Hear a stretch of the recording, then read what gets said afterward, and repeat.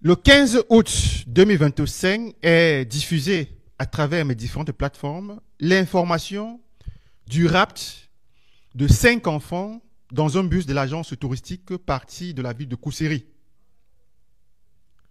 Cette information apparaît en plein scandale Merveille Mbela, cette jeune femme qui a été abusée sexuellement à Yaoundé puis assassinée par le tristement et négativement célèbre Bansena. Jusqu'ici, aucune véritable indignation à travers la toile, les réseaux sociaux, les médias, etc. etc.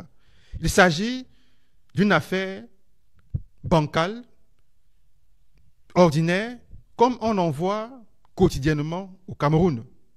Le 13 août, lors du kidnapping des enfants, Mamanga Annie, qui est leur mère, se rend à la police judiciaire de Yaoundé pour saisir les autorités sur la tragédie qu'elle vit. Mais elle est rejetée et personne ne s'occupe d'elle.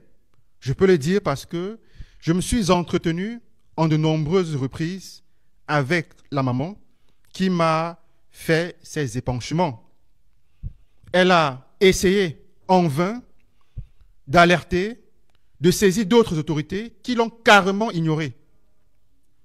C'est à l'annonce de l'exécution de son aîné, de l'un de ses 5 enfants, qu'elle décide de se rendre à l'agence touristique Express en tenue d'Ève et Adam pour manifester son indignation.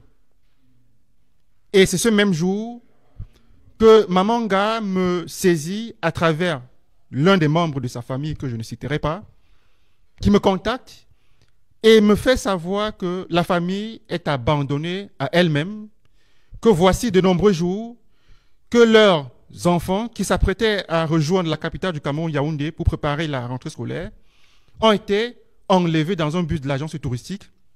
Le chauffeur serait parti après que l'agence, les responsables de l'agence auraient, je parle au conditionnel parce que je relais ici ce que cette source familiale m'a dit, les responsables de l'agence touristique auraient payé la rançon demandée par les ravisseurs. Et vous avez tous vu cette vidéo en tenue d'Ève où Mamanga arrive à l'agence touristique à Yaoundé et fait crier sa colère. Jusqu'ici, aucune autorité camerounaise ne communique sur cette affaire assez grave. En période de crise, il y a toujours une communication de crise, a-t-on coutume de dire.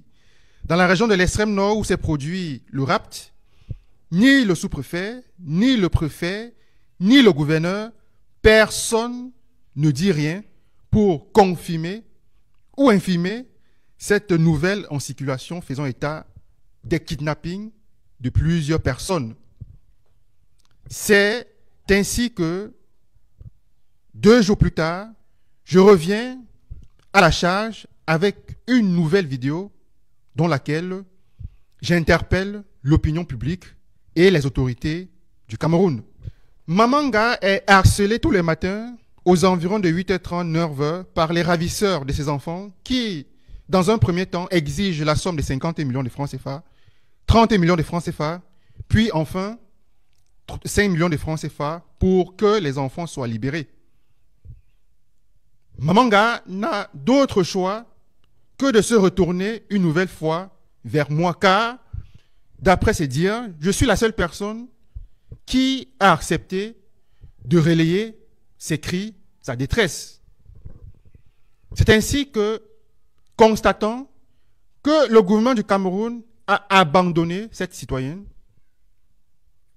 je lève donc des fonds que vous avez tous vus dans les réseaux sociaux pour soutenir Mamanga et grâce à votre mobilisation exceptionnelle, en un temps record, 8 heures plus précisément, nous avons ensemble levé la somme de plus de 9 000 euros. Somme qui a été intégralement reversée à Mamanga.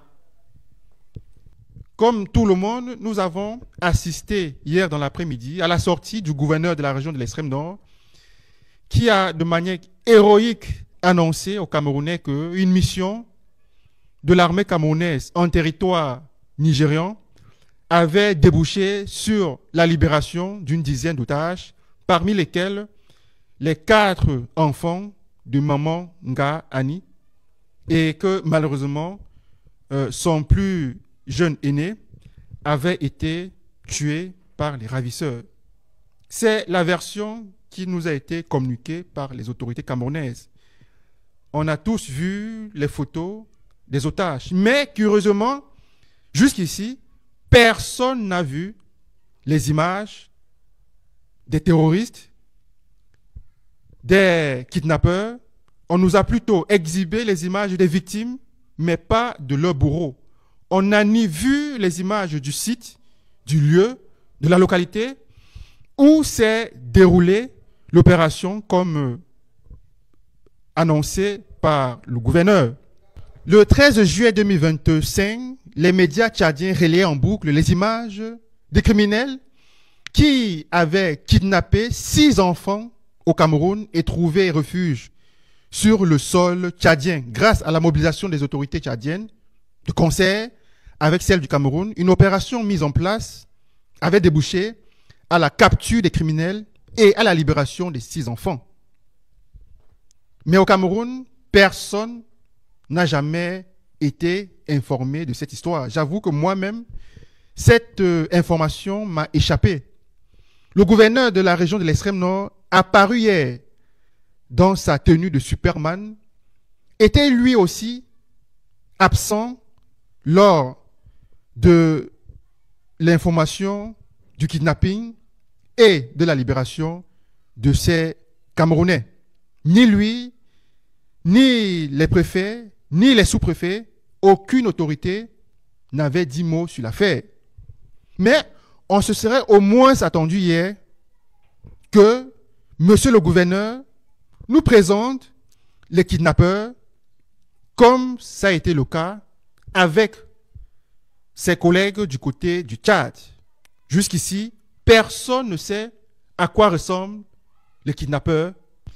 Quelques heures hier avant l'annonce du gouverneur de la région de l'extrême nord sur la libération des otages en territoire nigérian par l'armée héroïque camerounaise, une source militaire m'avait contacté de manière anonyme, me confiant que les autorités camerounaises avaient versé une rançon aux terroristes afin d'obtenir la libération des otages.